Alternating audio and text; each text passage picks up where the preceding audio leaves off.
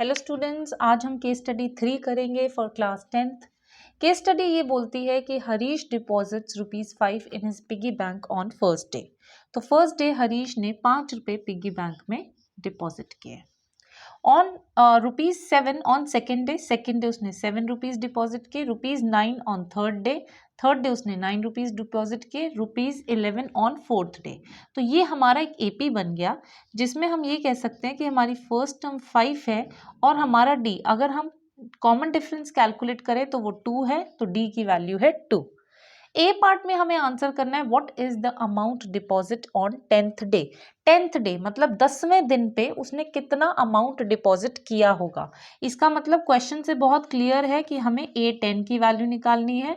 Formula हम लगा देंगे, A10 का फॉर्मूला हो जाएगा A + 10 - 1 × D which is given by A + 9D। अब यहाँ पे A की वैल्यू हम 5 डालेंगे और D की वैल्यू हम डालेंगे 2, तो हमारा आंसर आ जाएगा 18 + 5 विच इज 23। इसका मतलब 10th डे पे उसने 23 रुपीज डिपॉजिट किए होंगे। तो ये हमारा ए पार्ट था। अब हम पार्ट बी पे आते हैं। पार्ट बी में हमसे पूछा गया है what is the amount deposited on nth day.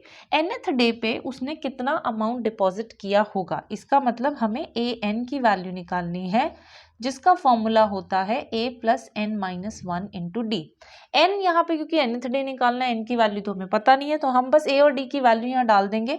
A की वैल्यू हम डालेंगे 5 और D की वैल्यू हम डाल देंगे 2, तो हमारा आंसर आ जाएगा 5 + 2n - 2। इसको थोड़ा सा सिंप्लीफाई करेंगे और हमारा आंसर आ जाएगा 2n + 3। इसका मतलब nth डे पे उसने 2n + 3 रुपीज डिपॉजिट किए। अब हम लास्ट पार्ट पे आते हैं। लास्ट पार्ट में पूछा गया है कि what is the total amount deposited in 10 days. मतलब 10 दिन में उसने कितना अमाउंट इन टोटल डिपॉजिट कर दिया होगा। अब देखिए हमें इसका मतलब S10 निकालना है, तो ये मैं बी पार्ट अभी रिमूव कर रही हूँ और सी पार्ट को सॉल्व करने के लिए हमें अब क्लियरली पता चल गया कि हमें S10 निकालना है। S10 को निकालने के दो फॉर्मूलेज हैं। या तो हम ये वाला फॉर्मूला यूज कर लें 10/2 × 2a + 10 - 1 9d।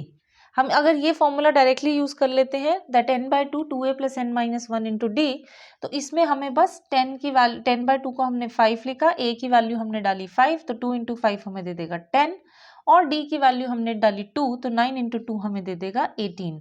तो ये हमारे पास आ जाएगा 28 × 5 हमें कैलकुलेट करना है और 28 × 5 हमें दे देगा 140, मतलब ₹140। तो हमसे पूछा गया है कि 10 डेज में उसने कितने अमाउंट डिपॉजिट किया होगा। तो 10 डेज में उसने ₹140 डिपॉजिट किए हैं।